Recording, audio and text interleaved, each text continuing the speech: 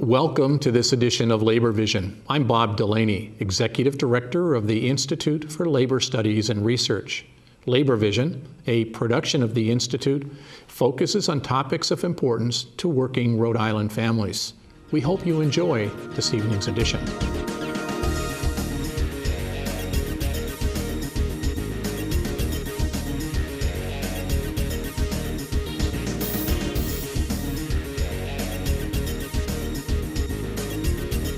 Thank you for joining us for this edition of Labor Vision, where we bring the General Assembly right into your living room. My name is James Parisi. I'm a field representative with the Rhode Island Federation of Teachers and Health Professionals, and I'm your host this evening. This evening, we're going to continue our series of brief talks with labor leaders who are laying out their agenda for the 2014 session of the Rhode Island General Assembly, and I'm pleased to have Frank Flynn with us today. Frank, thank you for joining us. Oh, thank you for having me, Jim. It's a good opportunity to get our message out. Terrific. Frank, you're the president of the Rhode Island Federation of Teachers and Health Professionals. Why don't you let our viewers know who your union represents? Well, we're approximately 9,000 active members and about another 1,500 retirees are members of our organization. We represent K-12 teachers in most of the urban districts throughout Rhode Island. We represent some state employees, and particularly the employees at the Rhode Island Department of Ed.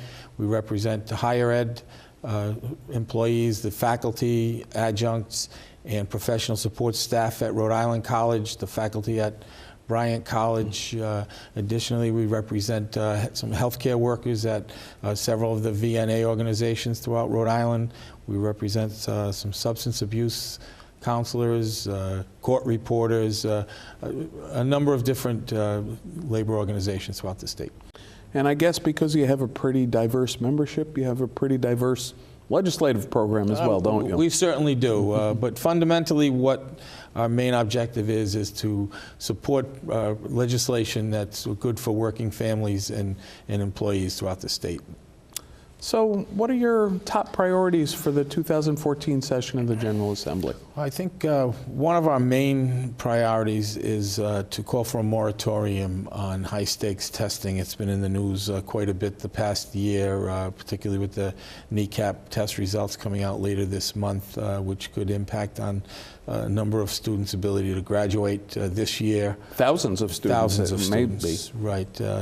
The outside number was approximately 4,000. We expect it'll be somewhere south of that, but it's still a significant number of students that would be in danger of not being able to graduate in June. So we're looking at a moratorium to take a thoughtful pause and look at the whole testing phenomena, not just the kneecap, but any standardized test, and decouple it from high-stakes consequences, such as graduation for students or teacher evaluation, the link to teacher evaluation and certification. So it's a significant issue for us. There are a lot of changes coming out in education right now, particularly with the institution of the Common Core state standards, which need a great deal of time and resources and professional development in order to roll them out appropriately. We need to align curriculums to those standards and make sure that we do a significantly better job than we currently are to make that happen. And then finally, any tests that measure those, we need to vet those and make sure they're appropriate before we use them with any consequence. So we have a new curriculum coming into public schools, but we have the standardized test that's not related to it that determines whether a kid graduates or not? That's pretty much it. Yeah, that's kind of crazy. And there seems to be a tradition in Rhode Island of creating these standardized tests with consequences, but not spending a whole lot of time, developing education programs and curriculum so kids actually learn the stuff they're going to get tested on. Well, the kneecap was originally, it's a consortium of New England Common Assessment Program. It was developed by several of the New England states, not all of them, to have one measure. Originally in the protocol, the test protocol, it did say that it should not be used for decisions such as student graduation, and they've subsequently changed that because of the outcry, we believe, from some folks. But it's unfortunate that they're trying to link these rather than using these tests to drive improving instruction and providing resources for students and teachers. They're using it for these types of high-stakes consequences. That was never, in our understanding, what the purpose of that was. It's to measure, the growth of the students collectively, rather than use it on an individual basis to make these kinds of decisions. And we have a new test coming out that we call PARC. New test. It will be coming out. It's supposed to be reflective of the standards, the Common Core state standards. That will be transitioning beginning in 2015. So there'll be a sunset on NECAP for some students next year.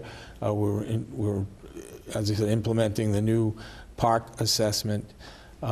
It's supposed to be a measure of students' college and career readiness for college and career. We don't have, in many cases, the curriculums haven't been developed to align K-12 with all of the standards, the Common Core state standards. Teachers are familiar that they exist, but I'm not sure the depth of knowledge and the implementation and the strategies have all been aligned, and the resources that support teachers' ability to do those has been done with the kind of fidelity that it needs to be done in order to make these successful. Shouldn't we have a curriculum in place for years before we start testing kids with high-stakes consequences? Yeah, and there are curriculums throughout the state and in every area, but they haven't been refined or developed or redeveloped in some cases to reflect what it is that they're being asked to measure now. Okay. Final question on this. You talk about a moratorium. What kind of duration are you thinking about? We're looking, I know one of the numbers we're looking at is 5 years for this for students.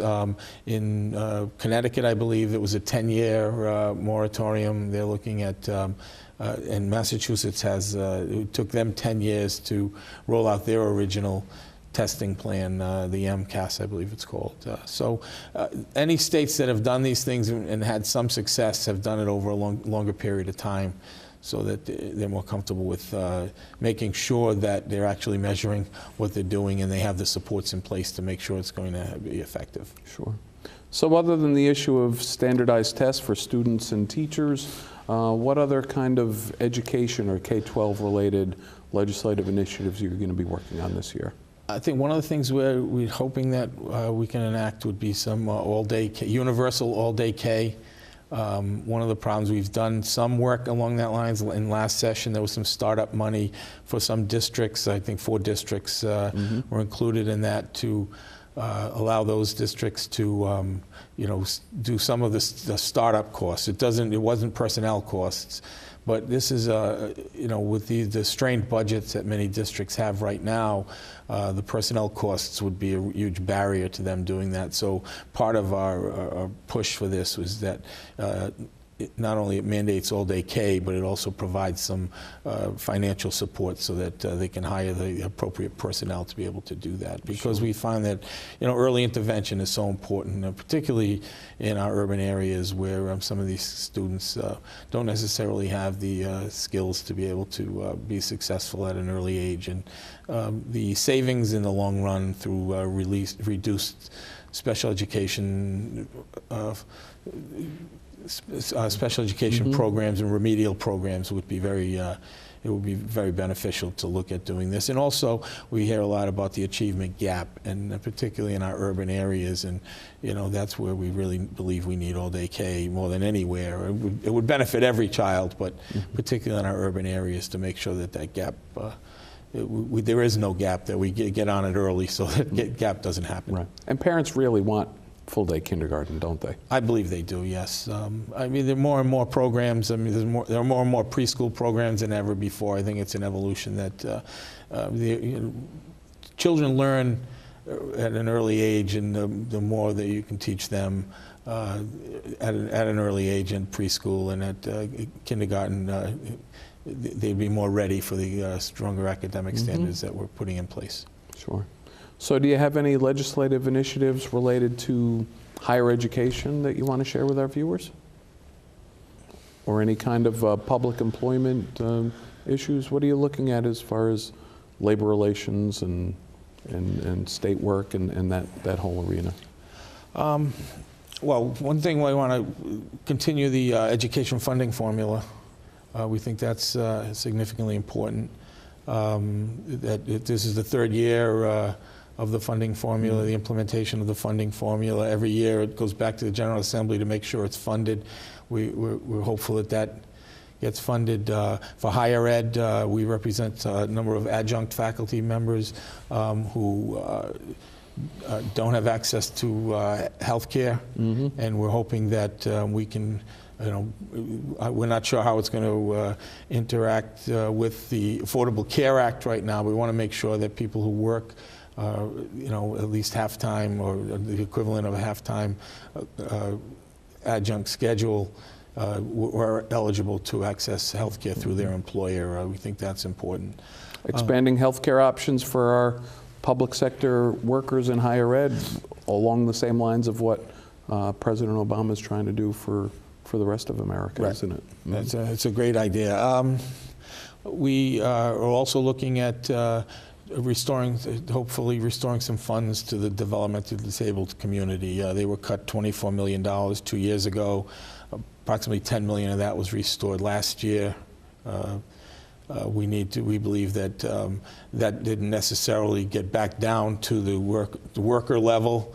We want to make sure that these are some of our lowest paid public employees that do arguably one of the most difficult jobs that we have, working with our most vulnerable population. And we think that it's a very noble cause for us, because these are these folks don't have a lot of people advocating for them, and we need to make sure that we get the money back down so they don't have to cut programs for these folks, and they're able to staff them appropriately and provide additional services for these people who really don't have a lot going for them. Sure, and I know you have a personal connection with that, with your late brother being in that system for decades. And I know that the system has provides wonderful things for families and support and respite care and things for those families. That really, it's a very difficult position for families to be in when they don't have those opportunities for their siblings and their loved ones. So it's a good program, and we need to see it's more adequately funded. Good. Anything else on your Christmas wish list now that it's the beginning of the 2014 General Assembly session? Well, we're hoping that the General Assembly will look at some kind of a contract continuation language. We haven't been successful in that right now, but there needs to be some mechanism to resolve contracts when they reach impasse, and to make sure that workers' rights are protected in light of what happened in East Providence several years ago. So that's an issue for teachers and other public sector workers? Public sector, the police and fire are the same, same situation. Sure. Another thing that we're watching closely is the newly constructed Board of Education. The legislation, it was passed as part of a budget article. They're rolling out a new plan. It seems to be a sort of hybrid of the previous two boards that were merged with this super board that I think everyone seems to realize that it can't function because of the breadth of responsibilities it has dealing with K-12 as well as higher ed. So that they're looking at making some new efficiencies by creating councils within that board, and that plan is being rolled out, and we're watching that closely to make sure that it's something that will suit that bill and provide us with access. One of the problems with the merged board was that because there was so much responsibility, we don't feel like they could spend the time affording access to constituents that had issues to bring before them. So hopefully this new board, or with the council structure that they're proposing, will be able to allow people to have more access to bring forward those issues that are of concern to them with respect to K-12 or higher ed. Yeah. While preserving the intent of the General Assembly of having a unified board spend some time talking about the broader policy issues that affect both pre-K-12 and higher ed, right? Yeah, I think there always seemed to be a disconnect between higher ed and K-12, and I think that was the intention of the legislation, and I don't think it was necessarily a flawed concept. It's just, I think the way they went about implementing it just doesn't seem to be working effectively, and I think everyone's come to that realization. Mm-hmm. Good. Well, it sounds like you have your work cut out for you this session. Unfortunately, we're out of time. I want to thank you for joining us this evening, and I'd like to thank you for joining us for this edition of Labor Vision.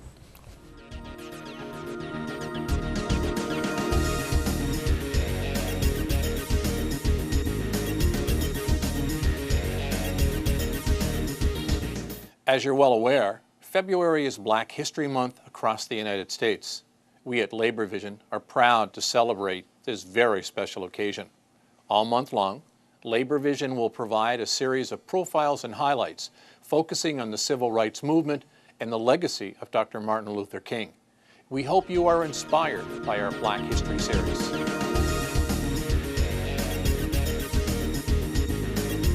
Hillary, your carefully researched study on racial bias in school suspensions is so important, and it's also so disturbing. It is. You know, in this study, you looked at data from the Rhode Island Department of Education between 2004 and 2012, and you found that school suspensions are being overused as a form of punishment, particularly when it comes to disciplining African American and Latino students. You know, what evidence did you find that racial bias has played a major role in determining who is going to be suspended?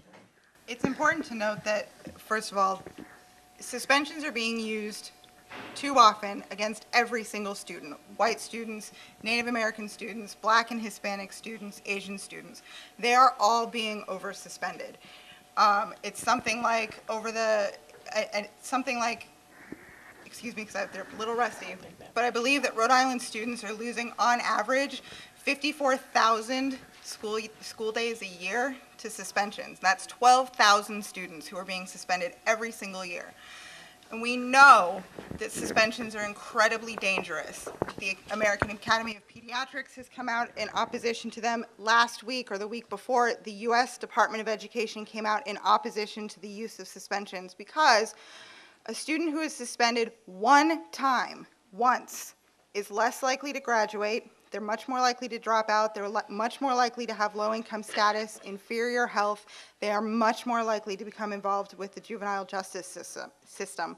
One suspension can endanger a child's life forever. Despite that, 1,400 elementary school students were suspended in 2011, 2012, and 173 of them were in the first grade. What? Yeah. 173 were in the first grade. Now, if you keep, how is that possible? That's a good question. If you pay attention over the next couple of weeks, we will be hopefully releasing the new figures dealing with last school year. I'm still crunching them, but I can promise you it's not a whole lot better.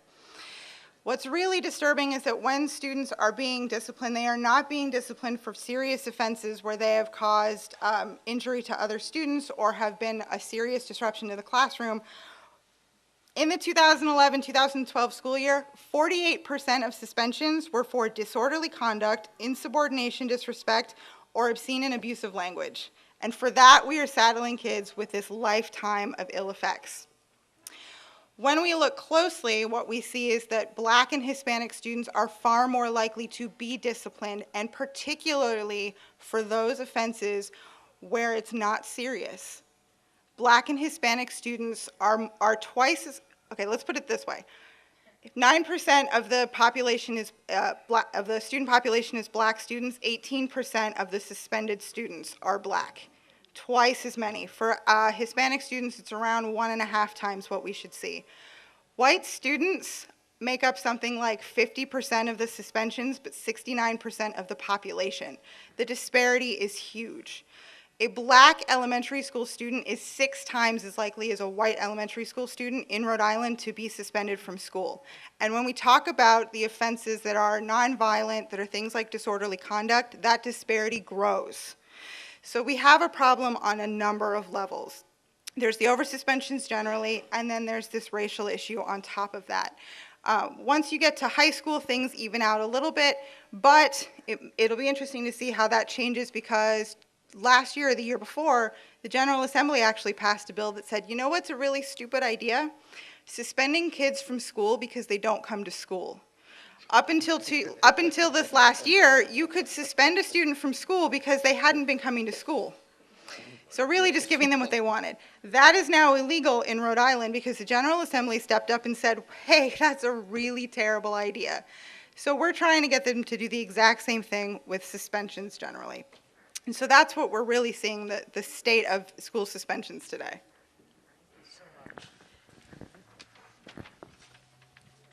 There's a brilliant civil rights attorney named Michelle Alexander, and she's written a really powerful book called The New Jim Crow, Mass Incarceration in the Age of Colorblindness. And in her book, she talks a little bit about the school-to-prison pipeline, and I wanted to ask you what your take is on that, particularly the involvement of school suspensions in that whole arena. Michelle Alexander, a longtime ACLU employee, by the way. There's 2 ways that the school-to-prison pipeline is really rooted in the schools. It has been that way for a long time. The suspensions, as we know, just automatically lead to this increased involvement with the juvenile justice system, in part because kids are kept home in the middle of the day and they don't have any supervision. So they go hang out with the other kids who are all at home in the middle of the day and don't have any supervision, and they all get into trouble. Or they're at home with other people who are dealing drugs or doing other things. When you leave kids at home in the middle of the day without supervision, they get into trouble. And that's part of why they end up in the juvenile justice system. Another part behind that is you teach a kid they're bad, they have no reason to ever overcome that. And they don't start to believe that they are good and can do better. Once a school sees a kid as bad, overcoming that hurdle is just astronomically difficult for them. And the third issue is an issue which is cropping up more and more lately, and that is the involvement of school resource officers.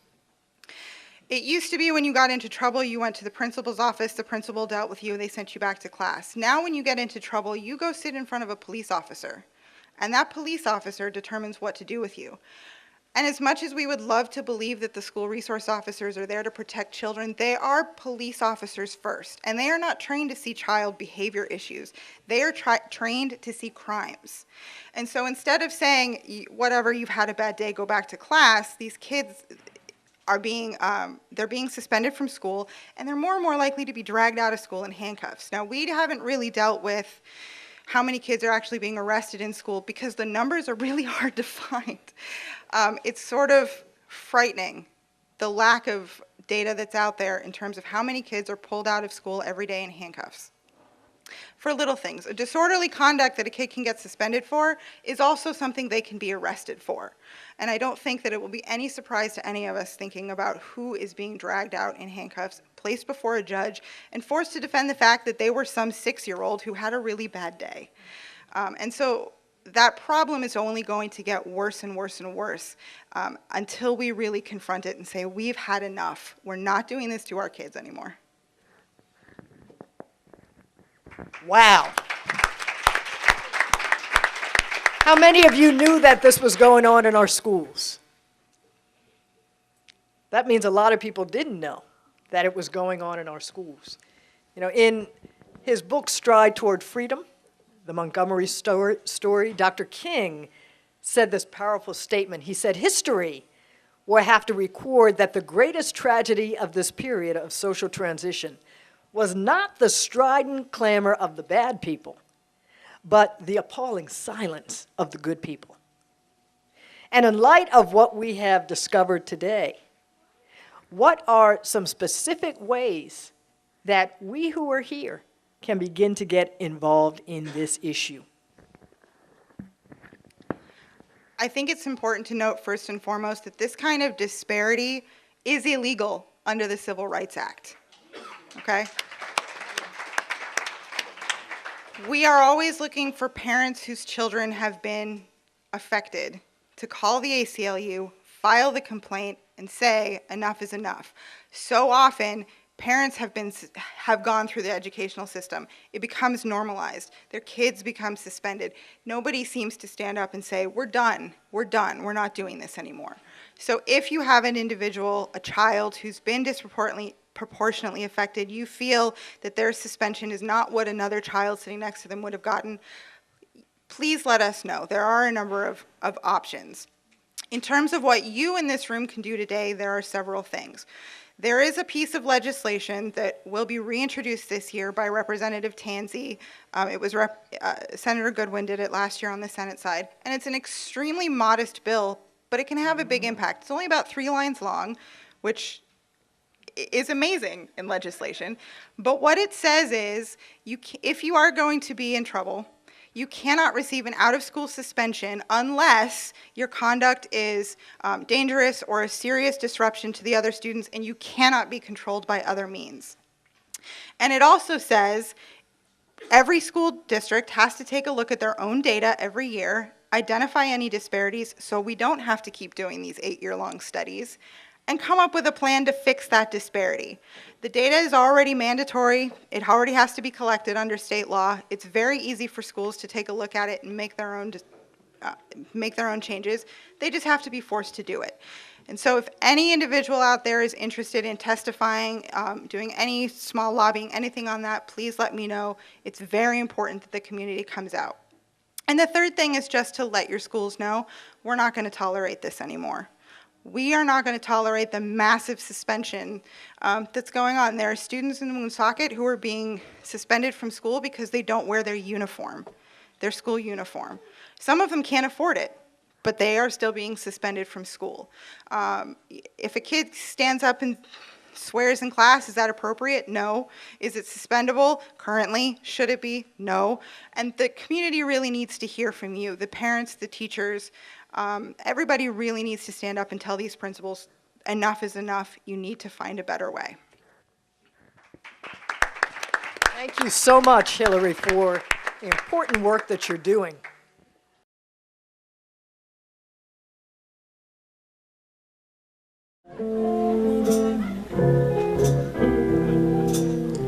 Grand jury wants to hold you. Your lawyers are all screaming, I told you. Stooges singing like the birds in the tree. Happy birthday, Polly. Enjoy the show, be happy. Grab a drink and don't get pissed at me. Hope you have a table where you can see. Happy birthday, Polly. Thank you for joining us for this edition of Labor Vision. We appreciate your input and encourage your comments. Labor Vision can be seen on this channel 3 times each week: Tuesday at 7 p.m., Thursday at 8 p.m., and Saturday at 5 p.m.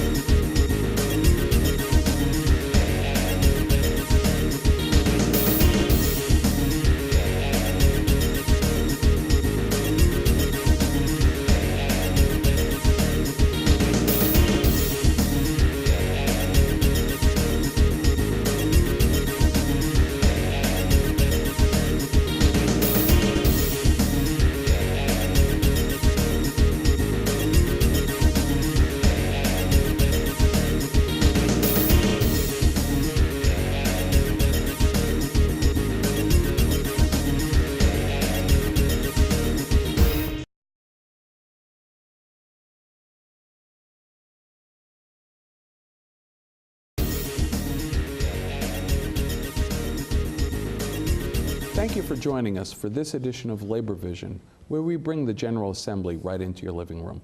My name is James Parisi. I'm a field rep with the Rhode Island Federation of Teachers and Health Professionals, and I'm your host this evening.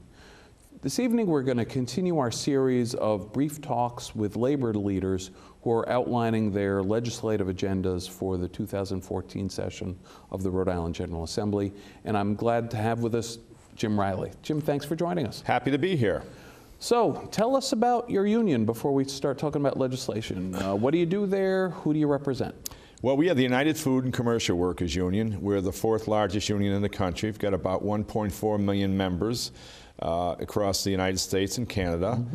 We have 12,000 members in our local union, which is primarily southern New England. It's southeastern Massachusetts, Cape Cod, the islands, Rhode Island, and a portion of eastern Connecticut. We're primarily in the retail food industry. We represent Stop and Shop and Shaw's and other unions, other independent markets, East Side Marketplace, Rhode Island's favorite neighborhood grocery store.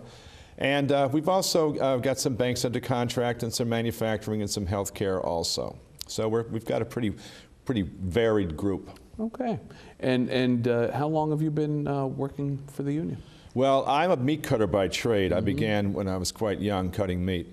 And I went to work for Stop and Shop back in the early 70s, and I cut meat for them all around Connecticut, Western Massachusetts, and I took an interest in my union. I realized that the wages and benefits we had were as a result of having the collective bargaining agreement with our employer. I knew people who worked for companies like Big Y and some of the non-union companies, and I had my next door neighbor, Johnny Romano, used to call me every 3 years. He worked for Big Y and say, "What are we getting?" Right. Because Big Y used to give them the wage increase, and they would be happy to have the wage increase that the union guys had. But as far as the vacation schedule and the personal holidays and the seniority and all the other benefits of belonging to the union, they didn't get that. Right. But he was smart enough to give them the money, and that held them off. So your union's politically active, and you're also active in legislation. So what are you working on this year? 2014 session of the General Assembly is just getting started. What are your priorities? Well, I would have hoped that this would not have been an issue that we need to be involved in, but apparently this monster has reared its ugly head once again.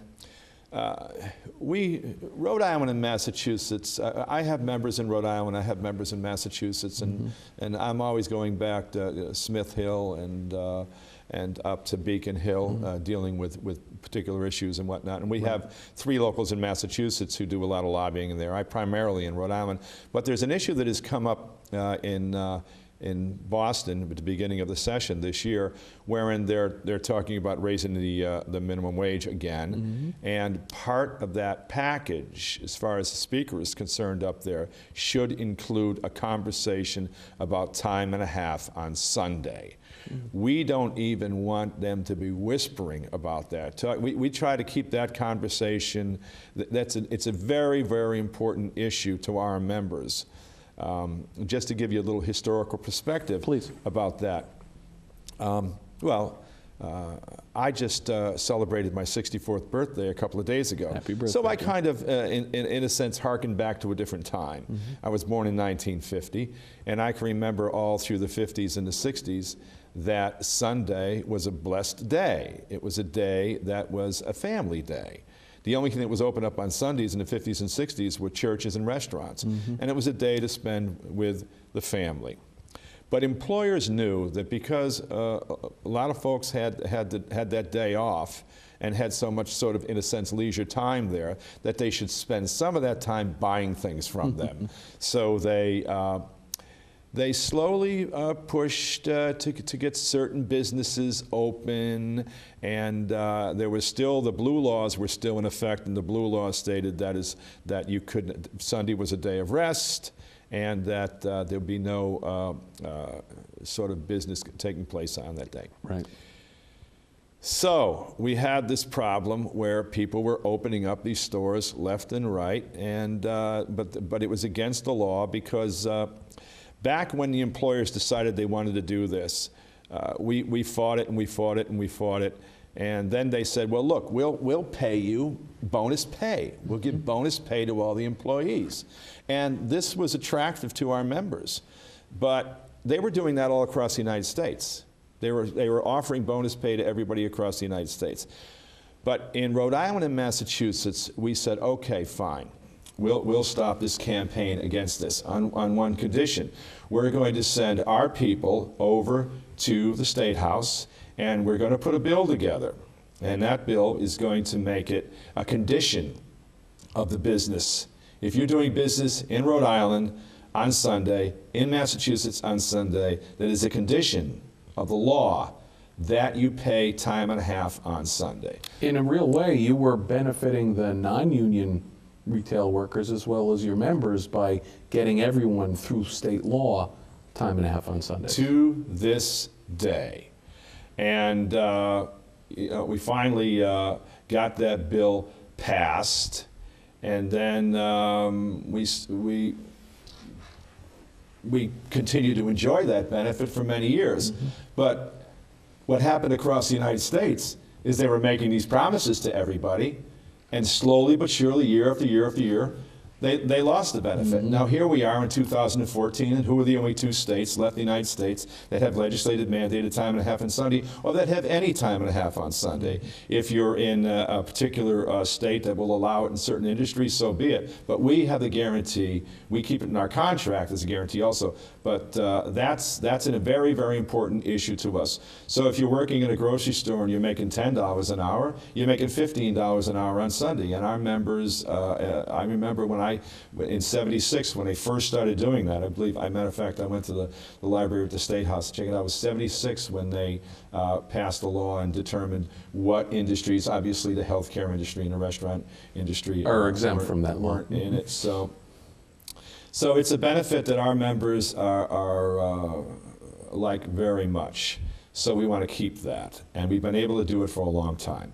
But now there's a conversation going on in Boston where they're tying it to raising the minimum wage, that they may consider altering that benefit. So we've got our folks up there, and they're making sure that the state representatives and the state senators do not entertain that sort of activity.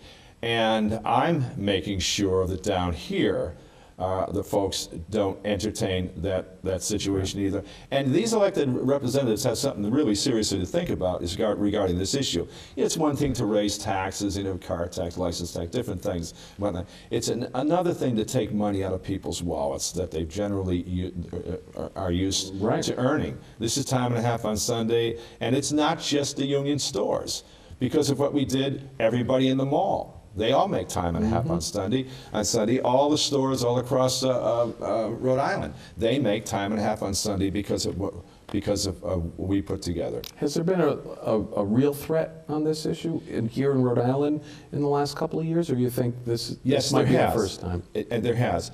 In the last 10 years or so, Walmart has really picked up their lobbying activities. I mean, they were quiet governmentally for many, many years. They were just growing their business, and then they realized that they need to get involved, and they've been getting more and more involved. And because we're the only 2 states left in the United States that have legislated mandated time and a half on Sunday, there are at least 2 lobbyists who represent Walmart in Rhode Island. And there's the Retail Food Association, there's the Chamber of Commerce, there's pro-business lobbies who would love to make the cost of business less expensive for the employer, so they'd like to take away that time. And I said, Walmart, which is a company that basically wages war on its employees and has for many, many years. And how often can you open up the newspaper or listen to the radio, you don't hear that Walmart's screwing their employees here or there or one thing or another. And they're a very, very big employer. I think they're the 2nd largest employer and corporation in the United States. And they wield a lot of power because money is power, and they've got lots of money. So they've been sneaking around the State House, kind of softening up some people and trying to see if they can find some folks who feel the same way they do. Right. And you mentioned that the fight in Boston is pairing up minimum wage hike with this. We know that minimum wage is on the table again here in Rhode Island? Yes, it is. It's definitely on the table, and it's on the table everywhere in the United States. It has become a national issue. It's always been sort of an issue here, an issue there, and there are actually some states that don't even pay the national rate, mostly in the South, mostly right-to-work states, states that don't have strong unions. They'll always take advantage of them. So yeah, that's going to be happening here too, and we want to make sure that that's a clean bill and doesn't have any pork here or pork there. Sure. Can't make that a real clean bill. So it's my job to make sure that these members continue to have this wonderful benefit, and I'm hoping that long after I retire, that that benefit will still be in place. I don't think that it should ever leave. As long as the chief executive officer of Stop and Shop is on his yacht on Sunday off Barnstable out in Hyannis Bay, then the people working in his stores that are paying for that yacht ought to be able to get time and a half on Sunday. Absolutely great point. Yeah.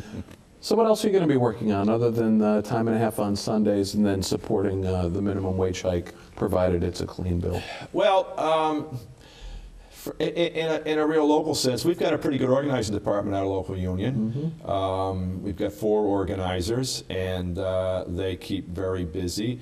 And we want to make sure that on a national level, that the National Labor Relations Board, seeing as that we're primarily organized in the private sector, right. You know, the overseeing group as far as the rules and laws are concerned there is the National Labor Relations Board as opposed to the State Labor Relations Commission. And you know, they've been under fire from the Republicans. They had a difficult time filling the posts. We finally got a quorum down there, finally getting some really decent decisions. And what we're looking for there isn't necessarily the upper hand, because we've never had the upper hand there, and we know that we're not going to get it. All we're really looking forward to is a level playing field. Right. We want to be able to have the right. If individuals feel compelled to join a union, if they sign cards, if they sign a petition, a majority of them do that, then they ought to have a right to form a union without the employer hiring some management consultant team to come in there and scare the heck out of them and threaten them and fire them and lay them off, because the punishment for that is a slap on the hand as far as the government is concerned. So we need to change those labor laws to make it not necessarily easier for people to join who feel compelled to join a labor union, but just to make it fair, so it's fair for everyone to join. I never understood that under this federal law, it's illegal for an employer to get involved if the workers are deciding to get rid of a union. But it's perfectly legal and encouraged even that employers, the boss gets involved when people are trying to form a union in the first place. Shouldn't that just be an issue that the workers decide amongst themselves without the employer interfering with the decision on whether or not to form a union in the first place? When I left the meat room back in 1974 and went to work for the union, I was an international representative, which means that I was an organizer, and I traveled around the country to all the states assisting local unions on local organizing drives. We were a group of individuals. That's all that we did. So we go into local unions and help them with their organizing drives. And I was amazed right at the start the way the employers would treat the employees who determined through the Constitution in this democratic form of government that they wanted to legally form a union in their workplace.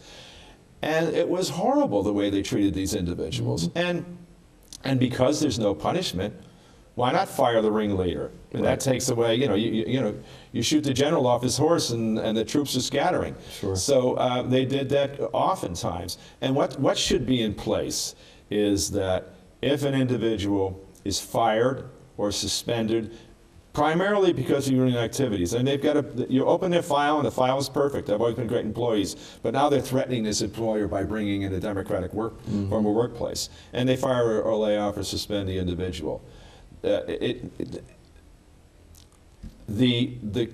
action should take place immediately. The board should be involved immediately to get that individual back to work, get the back pay with a penalty, and for the campaign to continue, because they know if they do that, then it's just going to scatter the group. And the laws are really skewed in favor of the employer, and that needs to change. It needs to change because the distribution of wealth is worse off now in this country than it has been since the late 20s, as far as the rich getting richer and the working man just barely able to scrape by. And isn't it wonderful that the people in the United States are finally seeing that? It has become an issue in the political theater. Sure.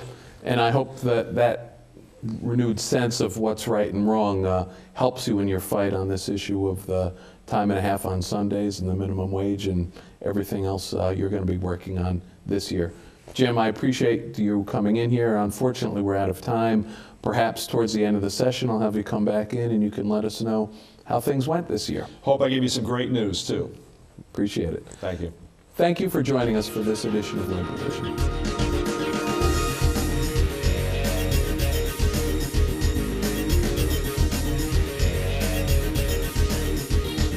As you're well aware, February is Black History Month across the United States. We at Labor Vision are proud to celebrate this very special occasion. All month long, Labor Vision will provide a series of profiles and highlights focusing on the civil rights movement and the legacy of Dr. Martin Luther King. We hope you are inspired by our Black History series.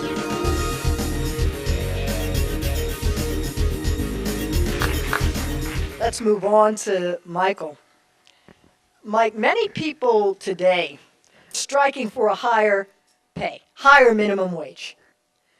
What advancements have been made since then, and what challenges do you still see with this whole issue of wage inequality? First, thank you all for inviting me here for this. I'm a last-minute substitute, so you'll have to bear with me. And I also want to thank Joe Almeida so much for his help with Ban the Box. It was vital for members of my union and vital for so many people. To watch barriers go down is really gratifying. So thank you, Joe. Right on. Thank you for that. Martin Luther King was leading a poor people's movement, more than a just, if you could say just, a civil rights movement. At the time that he was organizing, unions represented 37% of all the workers in this country. Right now, we're looking at barely 7%. I mean, Rhode Island is unique in that we're stronger than most, but it's still not a position of power. So if anything, organized labor, which was the backbone, with A. Philip Randolph and Bayard Rustin, the backbone of the civil rights movement. Sorry, guys. I'm used to talking in small, backstage. Everything, I hush backstage. I'm used to talking backstage. So you'll have to forgive me for that. Bayard Rustin and A. Philip Randolph were really the heart of the civil rights movement in many ways. And Martin Luther King, as vital a face and a voice as he came later. And the work of men like Bayard Rustin, in particular, in creative nonviolence and organizing through labor, was really the basis in a lot of ways of the strategy, technique, and tactics of the civil rights movement that came after.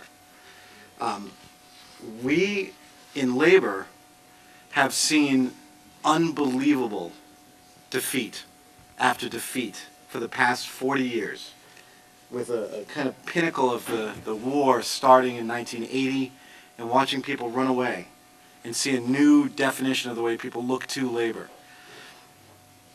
We saw institutionalized labor lose sight of its actual vision, which was organizing the unorganized, fighting for justice instead of just wages, and dignity instead of just slightly better conditions.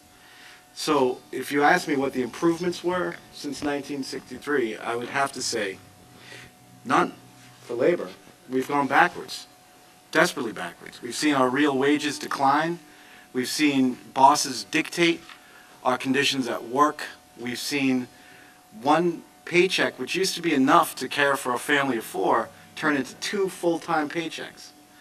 We've seen the encroachment of work into our private lives with the use of technology. We've seen our privacy, which is something labor has always defended, erode. Labor's struggle is civil rights. And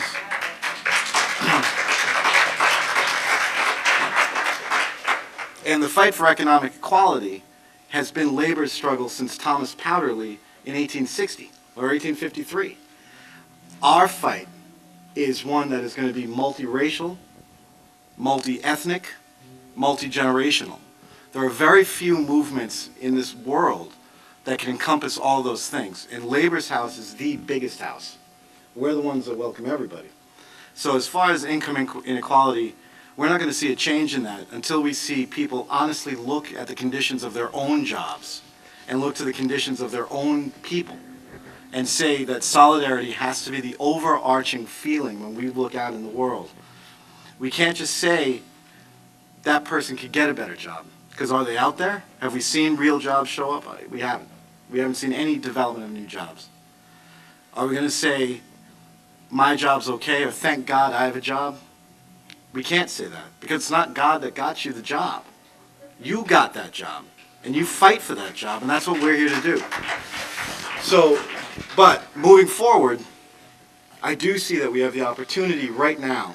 We're on the cusp of a kind of great moment in labor where the older way of doing business, which was business unionism, is kind of falling away. And we're kind of re-embracing the tactics from 80 years ago, which is industrial unionism, where we're seeing a new critique of capitalism every day.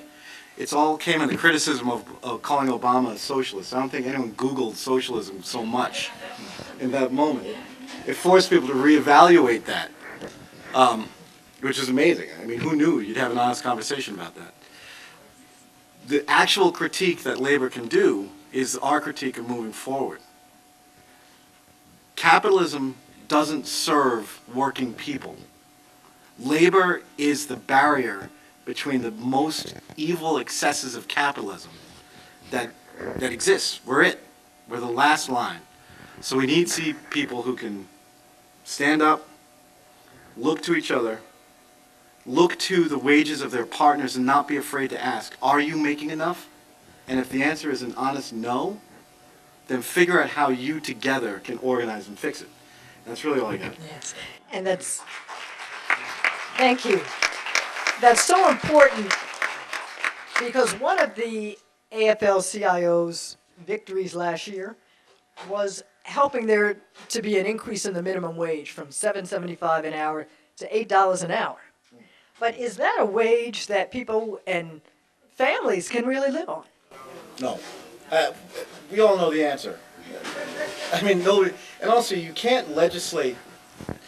We can legislate all day with the Harkin-Miller Act, which is going to raise 95 cents a year for the next couple of years until we get to a $15, I'm sorry, not $15. I don't remember the number. 10, thank you, 10 something, an actual wage. But that's still a minimum. That's still what the boss thinks of you, right? I mean, that's no substitute for actual organizing. And that's where a union comes in, is that you could say that this is the floor, and if the boss is holding you on the floor, at some point you have to decide to get up, and that depends on workers and not on legislators. And that's also directly related to the recent fast food strikers. You know, they were pushing for a minimum wage of at least $15 an hour. That's why that number just comes up. You know, more than 25 years ago, Dr. King wrote in his book, Where Do We Go From Here? Chaos or Community? There's nothing but a lack of social vision to prevent us from paying an adequate wage to every American worker. Whether hospital worker, laundry worker, maid, or day laborer, what are some of the ways that we who are here today can support the movement for a higher minimum wage and wage equity in Rhode Island? Well, first, obviously, because there's a bill that's going to be pending that's going to raise wages, or minimum wage, contact your legislator. Hold their feet to the fire about this. Make sure that we do raise the floor a little bit. $8 is not a lot of money. You know, it's not going to get very far. What we do as workers and as citizens is we find, if we're a worker, we go out and we find the union that would represent us. If there isn't one, we make one. And then you do something that a friend of mine said, an old man that I grew up with in New York, old guy, said, act as if. That's kind of the key to organizing, is that if you're going to work for a union or you're going to work to organize, you have to act as if we've already achieved it. You have to act as if that the boss is afraid of you. and the boss will be negotiating a contract from a position of weakness, not strength. You have to act as if you are more in control of your life. What we do as citizens and workers is we have to believe in our civil life, which means we look to our neighbors and we have to make sure that they're doing as well as we are. And if we're not doing well, then you can assume that they're not doing well. And that means we all have to lift each other up. And that's the job of labor, and that's where we're at right now. So all of us right now, as soon as this ends, we should make sure that we sign up with a labor organization that can help steer you in a direction to be active in the fight for a higher minimum wage, as well as a fight for fast food workers, and for contact about other workers' struggles around the state. Renaissance Hotel right now has been going on a 10-month struggle, and we should remember that those people have been on the picket line every Wednesday for 9 months. This is an employer that caused miscarriages, has a huge tax credit. You know, what we can do, march the line when we see it. We don't cross picket lines. We swear to each other that we won't cross picket lines. And we can support each other when we see people struggling. That's Mike, thank you so much.